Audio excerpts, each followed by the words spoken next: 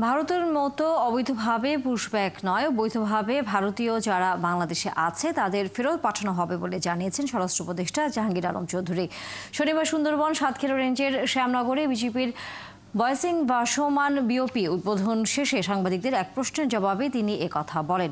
Push in ঠেকাতে কূটনৈতিক সমাধানের জন্য ইতিমধ্যে চিঠি দেওয়া হয়েছে বলেও জানান তিনি। আর বিজেপি মহাপরিচালক মেজর জেনারেল মোহাম্মদ আশরাফুজ্জামান সিদ্দিকী সীমান্তে পুশ ইন রোধে স্থানীয়দের তাৎক্ষণিক তথ্য দিয়ে সহযোগিতার অনুরোধ জানান। বিস্তারিত জানাচ্ছেন নাদিয়া শারমিন। বয়সিংয়ের এই ভাসমান বিএপি উদ্বোধন আজকে স্বরাষ্ট্র উপদেষ্টা এসেছিলেন, তিনি এখানে পরিদর্শন করেছেন এবং একই সাথে কিন্তু উদ্বোধনও করেছেন। এবং এই ভাসমান বিএপি উদ্বোধনের মাধ্যমে কিন্তু এই যে এলাকা রয়েছে, আমার পিছনের এলাকাটি, আমরা সুন্দরবনের মধ্যে আছি, এই পুরো এলাকাটির নিরাপত্তা নিশ্চিত করা, চোরাচালান বন্ধ করা, সবগুলো কাজ কিন্তু একই সাথে সহজ হলো।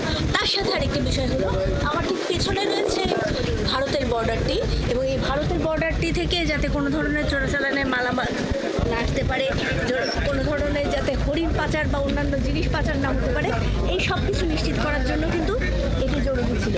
তার পাশাপাশি আরেকটি জরুরি বিষয় হয়ে দাঁড়িয়েছিল এই মুহূর্তে পুশিন। আমরা পুশিন নিয়ে প্রশ্ন করেছিলাম স্বরাষ্ট্র উপদেষ্টাকে। তিনি যেটি বলেছেন আমাদেরকে যে এই পুশিনের পুরো বিষয়টি আসলে যে প্রক্রিয়া হচ্ছে সেই বিষয়টি নিয়ে বাংলাদেশের আপত্তি রয়েছে। পুশিন বা পুশব্যাক যারা ভারত থেকে করছে, ভারতের যে পুশিনটা চলছে সেই ভারতের পুশিনটার মাধ্যমে কিন্তু তারা যে পদ্ধতিতে এখানে লোকজনকে পাঠিয়ে দিচ্ছে সেই পদ্ধতি নিয়ে ভারতের কাছে প্রতিবাদ জানানো হয়েছে। একই সাথে সেখান থেকে যে রোহিঙ্গা নাগরিকদেরকেও এখানে পাঠিয়ে দেওয়া হচ্ছিল, যাদের ইউএনএইচসিআর কার্ডও রয়েছে, সেই বিষয়টি নিয়ে তারা আপত্তি তুলেছেন এবং বাংলাদেশ এই একটি প্রতিবাদপত্র পাঠিয়েছে। স্থলপথে নিয়মিত টহল ও নিরাপত্তা বজায় রাখা কঠিন।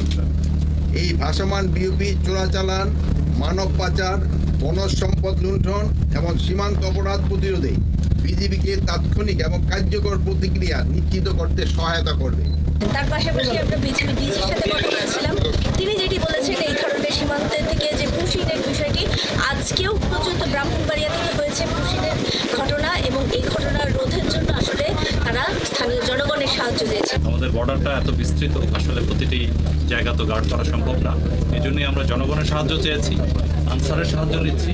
পুলিশ এবং আপনারা অনেক প্রত্যন্ত অঞ্চলে কাজ করেন, এটা নিয়ম বহির্ভূতভাবে কাজ হচ্ছে, এটা আমি আগেও বলেছি।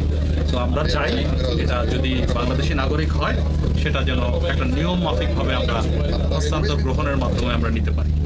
এখানে যদি কেউ অবৈধভাবে চলে আসে হঠাৎ করে, সেই জিনিসটি যদি বাংলাদেশের বিজিবিকে জানানো হয়, স্থানীয়রা যদি জানান, তাহলে সেই বিষয়গুলো নিয়ে ব্যবস্থা নিতে পারবেন বলে বিজিবির মহাপরিচালক জানিয়েছেন। এই কারণে তিনি জনগণের সাহায্য চেয়েছেন, তিনি তাৎক্ষণিকভাবে জানাতে বলেছেন কখন এই ধরনের কোনো ঘটনা ঘটলে সাথে সাথে যেন স্থানীয়রা জানান।